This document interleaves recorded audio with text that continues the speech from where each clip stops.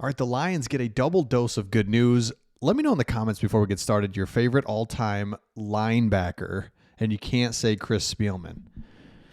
I was a big fan of Stephen Tulloch. I really was. He was kind of in that 2011-12. Things were kind of revamping the Lions a little bit. Went to the playoffs. Stephen Tulloch. Let me know in the comments. Can't say Chris Spielman.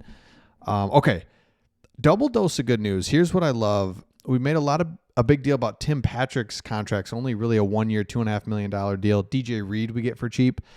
Levi and Ruzarike, I think we're just forgetting about. Check this out. PFF put him as one of the best value signings of free agency. They secure him for just $4 million. PFF projected, given his talent, his age, what he did last year, he should get $10 million a year. His position, right? Like, this is big, and instead he gets 4. We get him back for 4 because he had 47 QB pressures, 70 PFF grade, 2.5 pass rush win rate, which was top 15 at the position. So barring another injury storm, this unit, the defensive line, could be strong with DJ Reader, sorry. Big difference. DJ Reader. And then our guy, Roy Lopez, who you saw in the thumbnail. This is why it's like, oh yeah, defensive end. So the first good news is our defensive line is better than I think. Because remember, Aleem McNeil is going to be injured for a little bit, but there he is right in the middle. Just let me go back. He's right here and takes on 2 guys. Again, Roy Lopez, Levi and Ruzarike, right? Just like, let's go. Here's Levi, and this is why we got to be excited about him. And we're forgetting about him. Man. He's better than I think we all wrote him off is basically it. And then for him to come back last year and play, do his thing, and get him for $4 million, that's huge. So we'll come back to that. That's good news number 1. Good news number 2 is that the Lions are being linked to Matthew Judon. This article puts Judon is past the point of him being like a number 1 edge rusher, but he could be a number 2. The Lions would have likely loved to trade for Myles Garrett, but you saw what he got salary-wise, so I was like, see ya. Like, no. But Judon is coming back from a torn triceps injury in 2023 in which he had tallied 4.5 sacks in just 4 games. The Lions don't need him to be the top edge rusher, but we need another complementary piece. It's like, that's right. Matthew Judon's out there. So let's get our defensive line just set. Like, why not? Remember, yesterday we looked at an article where Brad Holmes just said that offensive and defensive line, trenches, that's where the game is won. That's where they're going to focus. That's going to be a huge part of the team. And so it's like, all right, let's get the defensive ends taken care of right there, and then draft another one. That's a bonus good news is that the defensive ends in this draft are absolutely loaded. We're going to find a defensive end at some point. Don't know when, but like for sure we will. Now, if you look at this, also PFF graded the Lions free agency as a B, and I would put it right there as well.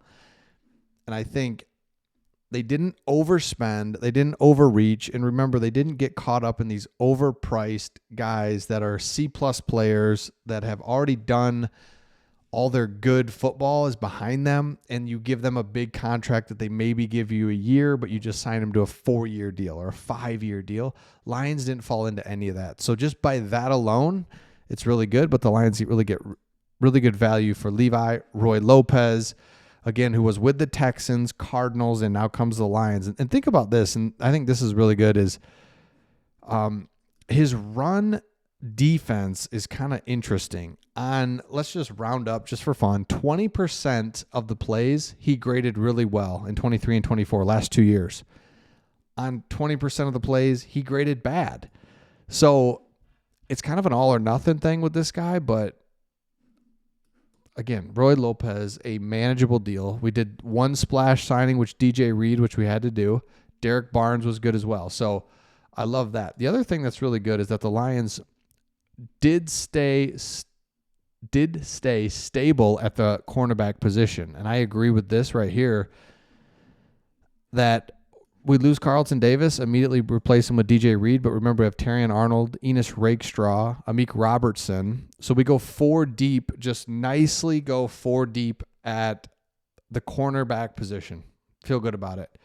Secondary, we lose Ife Melifonwu, but we really never had him ever anyway. So we need to get some safety depth. We'll figure that out. But we've got 2 star safeties, good corner depth. Linebackers are all back.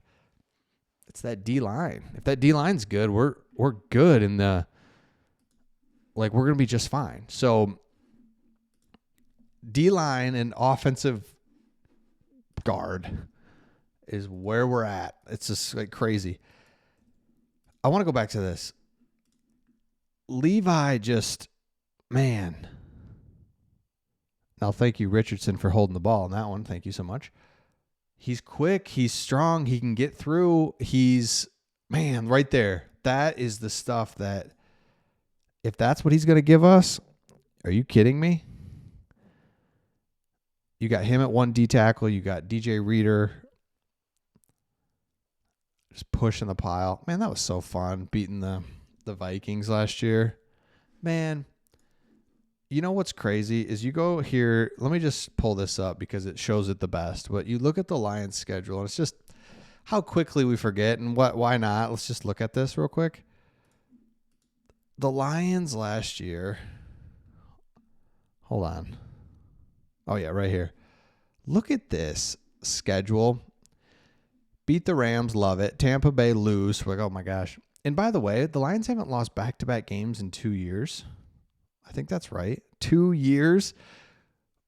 We couldn't win back-to-back games in 10.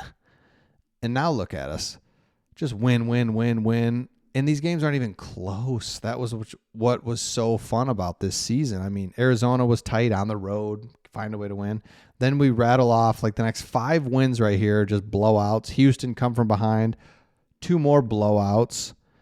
Divisional opponents win. Lose just a wild one to Buffalo, fine. Like, seriously. At Chicago, blowout. Go to San Francisco, win. Blowout. The games weren't even close. What a magical season. Just such a bummer. The injuries finally caught up to us. A couple bad plays. Game's over. Commanders win. All right, let me know your thoughts in the comments, and we'll see all of you on the next one.